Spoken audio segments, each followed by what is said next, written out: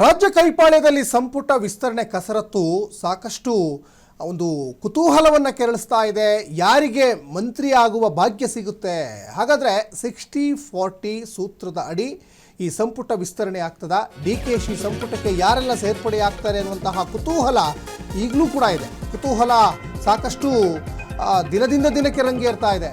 60-40 ಸೂತ್ರದಡಿ ವಿಸ್ತರಣೆ ಆಗುತ್ತಾ? ಹಾಗಾದರೆ DKಶಿ ಕ್ಯಾಬಿನೆಟ್ ಅನ್ನುವಂಥ ಪ್ರಶ್ನೆ ಕೂಡ ರಾಜ್ಯ ರಾಜಕೀಯ ಪಡಸಾಲೆಯಲ್ಲಿ ಕೇಳಿ ಬರ್ತಾ ಇದ್ದಾವೆ. ಇನ್ನೊಂದು ಕಡೆ ರಾಜ್ಯ ನಾಯಕರಿಂದ ಪಟ್ಟಿಯನ್ನು ಈಗ KC ವೇಣುಗೋಪಾಲ್, ಈಗ ಹೈಕಮಾಂಡ್ನ ಒಂದು ಭಾಗ ಅವರು KC ವೇಣುಗೋಪಾಲ್ ಈಗ ಸ್ವೀಕರಿಸಿದ್ದಾರೆ. 14 ಹೆಸರುಗಳು ಬಹುತೇಕ ಫೈನಲ್ ಆಗಿದ್ದಾವೆ. ಜೊತೆಗೆ ನೋಡಿ, ಇವತ್ತು ನಡೀಬೇಕಾಗಿದ್ದಂಥ ರಾಹುಲ್ ಜೊತೆಯ ಸಭೆ ನಾಳೆಗೆ ಮುಂದೂಡಿಕೆ ಆಗಿದೆ. ಲೋಕಸಭೆ ಕಾರ್ಯಕಲಾಪ ಹಿನ್ನೆಲೆಯಲ್ಲಿ ಸಭೆ ಈಗ ಮುಂದೂಡಿಕೆ ಮಾಡಿದ್ದಾರೆ ಅನ್ನುವಂಥದ್ದು ಇಲ್ಲಿ ಸ್ಪಷ್ಟವಾಗಿ ಗೊತ್ತಾಗ್ತಾ ಇದೆ. ಈಗ ಒಂದು ಅಂದಾಜಿಗೆ ಬಂದಾಗಿದೆ. ಯಾಕಂದರೆ ಯಾರಿಗೆಲ್ಲ ಒಂದು ಮಂತ್ರಿ ಭಾಗ್ಯ ಸಿಗಬಹುದು, ಯಾರೆಲ್ಲ DKಶಿ ಸಂಪುಟಕ್ಕೆ ಸೇರ್ಪಡೆ ಆಗ್ಬೋದು ಅನ್ನುವಂಥದ್ದು ಒಂದು ಫೈನಲ್ ಪಿಕ್ಚರ್ ಸಿಕ್ಕಿದೆ.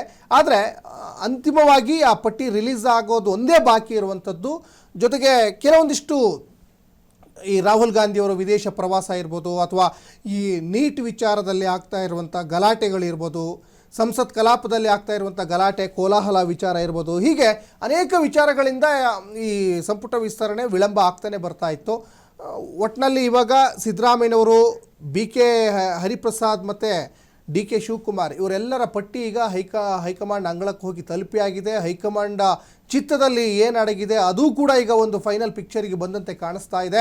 ಒಟ್ಟಿನಲ್ಲಿ ಹೊಸಬರು ಮತ್ತು ಹಳಬರ ಒಂದು ಸಮ್ಮಿಶ್ರಣದ ಈ ಒಂದು 18 ಜನರನ್ನು DKಶಿ ಸಂಪುಟಕ್ಕೆ ಸೇರ್ಪಡೆ ಮಾಡ್ತಾರೆ ಅನ್ನುವಂಥದ್ದು ಗೊತ್ತಾಗ್ತಾ ಇದೆ. 20 ಸ್ಥಾನ ಇತ್ತು, ಅದರಲ್ಲಿ 18 ಸ್ಥಾನವನ್ನು ಈಗ ಭರ್ತಿ ಮಾಡ್ತಾರೆ. ಇನ್ನು 2 ಸ್ಥಾನವನ್ನು ಹಾಗೆ ಖಾಲಿ ಇಡ್ತಾರೆ ಅನ್ನುವಂಥದ್ದು ಮಾಹಿತಿಗೆ ಸಿಕ್ಕಿದೆ. ಯಾಕಂದರೆ ನಾಳೆ ದಿವಸ ಯಾರಾದರೂ ಬಂಡಾಯ ಹೇಳ್ಬೋದು, ಆಕ್ರೋಶವನ್ನು ವ್ಯಕ್ತಪಡಿಸ್ಬೋದು, ಸ್ವಪಕ್ಷದ ವಿರುದ್ಧವೇ ತಿರುಗಿ ಬೀಳ್ಬೋದು.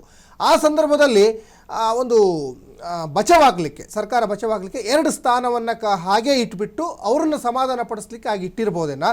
ಒಟ್ಟಿನಲ್ಲಿ ರಾಹುಲ್ ಗಾಂಧಿಯವರ ಮನದಾಳದಲ್ಲಿ ಎಲ್ರಿಗೂ ಹೊಸಬರಿಗೆ ಕೊಡಬೇಕು ಅಂತ ಒಂದಿತ್ತು. ಯಾಕಂದರೆ 2028ರಲ್ಲಿ ಮತ್ತೆ ಕಾಂಗ್ರೆಸ್ಸನ್ನು ಕರ್ನಾಟಕದಲ್ಲಿ ಗೆಲ್ಲಿಸಬೇಕು, ಒಂದು ಯುವ ಪಡೆಯನ್ನು ಕಟ್ಟಬೇಕು, ಈ ಥರ ಒಂದಿಷ್ಟು ಲೆಕ್ಕಾಚಾರಗಳು ರಾಹುಲ್ ಗಾಂಧಿ ಮೈಂಡಲ್ಲಿದೆ. ಆದರೆ ಅದಕ್ಕೆ ಮಲ್ಲಿಕಾರ್ಜುನ್ ಖರ್ಗೆ ಅವರು ಬರೀ ಹೊಸಬ್ರನ್ನೇ ತಗೊಂಡ್ರೆ ಆಗಲ್ಲ, ಅನುಭವನೂ ಕೂಡ ಭಾಳ ಮುಖ್ಯ ಆಗ್ತದೆ.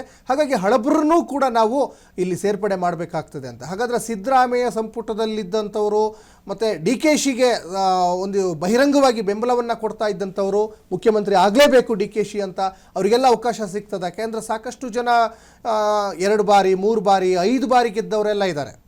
ಇನ್ನು ಸಿದ್ದರಾಮಯ್ಯನವ್ರನ್ನೇ ನಂಬ್ಕೊಂಡಿದ್ದವರು ಸಾಕಷ್ಟು ಜನ ಇದ್ದಾರೆ. ಅದರಲ್ಲಿ ಜಮೀರ್ ಅಹ್ಮದ್ ಖಾನಿಗೆ ಏನಾದರೂ ಮತ್ತೆ ಸಂಪುಟಕ್ಕೆ ಸೇರ್ಪಡೆ ಆಗುವ ಅವಕಾಶ ಇದೆಯಾ?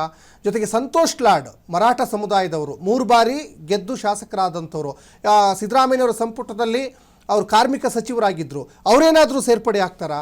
ಈಗ ಆರೋಗ್ಯ ಸಚಿವರಾಗಿದ್ದಂಥ ದಿನೇಶ್ ಗುಂಡೂರಾವ್ ಅವ್ರ ಖಾತೆ ಈಗ UT ಖಾದರ್ಗೆ ಸಿಕ್ಕಿದೆ. ಹಾಗಾದರೆ ಸ್ಪೀಕರ್ ಯಾರಾಗ್ತಾರೆ? ದಿನೇಶ್ ಗುಂಡೂರಾವ್ ಆಗ್ತಾರಾ? ಏನೋ ಅತ್ಯಂತ ಹಿರಿಯ ಕಾಂಗ್ರೆಸ್ನ ಶಾಸಕ ಪಾಟೀಲ್ ಅವರಿದ್ದಾರೆ, HK ಪಾಟೀಲ್, ಅವರಿಗೆ ಯಾವ ಸ್ಥಾನ ಕೊಡ್ತಾರೆ? ಇನ್ನು RV ದೇಶಪಾಂಡೆ ಇದ್ದಾರೆ, ಅವರು ಕೂಡ ಕಾಂಗ್ರೆಸ್ನ ಅತ್ಯಂತ ಹಿರಿಯ ಶಾಸಕರು, ಸ್ಪೀಕರ್ ಯಾರಾಗ್ತಾರೆ? ಇದು ಸಾಕಷ್ಟು ಕುತೂಹಲ ಕೆರಳಿಸ್ತಾ ಇದೆ. ಮತ್ತು ಮಹಿಳಾ ಕೋಟದಡಿ ಯಾರಿಗೆ ಅವಕಾಶ ಸಿಗುತ್ತೆ? ಮಹಿಳಾ ಕೋಟದಡಿ ಈ ಹಿಂದೆ ಸಿದ್ದರಾಮಯ್ಯನವರ ಸಂಪುಟದಲ್ಲಿ ಲಕ್ಷ್ಮೀ ಹೆಬ್ಬಾಳ್ಕರ್ಗೆ ಅವಕಾಶ ಸಿಕ್ಕಿತ್ತು. ಈಗ ಯಾರಿಗೆ ಆ ಒಂದು ಅದೃಷ್ಟ ಒಲಿದು ಬರ್ತದೆ? ಹೀಗೆ ಅನೇಕ ಕುತೂಹಲಕ್ಕೆ ಸಂಪುಟ ವಿಸ್ತರಣೆ ಕಾರಣ ಆಗ್ತಾ ಇದೆ. ಇನ್ನು ಈ ಜಾತಿ ಆಧಾರದಲ್ಲಿ DKಶಿ ಸೇರಿದಂತೆ 13 ಜನ DK ಸಂಪುಟಕ್ಕೆ ಸೇರ್ಪಡೆ ಆಗಿದ್ದಾರೆ. ಈ 13 ಜನರಲ್ಲಿ ಈಗ ಕ್ಷೇತ್ರವಾರು, ಸಮುದಾಯವಾರು, ಜಿಲ್ಲಾವಾರು, ಪ್ರಾದೇಶವಾರು ಸೇರ್ಪಡೆ ಮಾಡುವಂಥ ಸಾಧ್ಯತೆಗಳು ಕೂಡ ಇದೆ ಅನ್ನುವಂಥದ್ದು ಗೊತ್ತಾಗ್ತಾ ಇದೆ.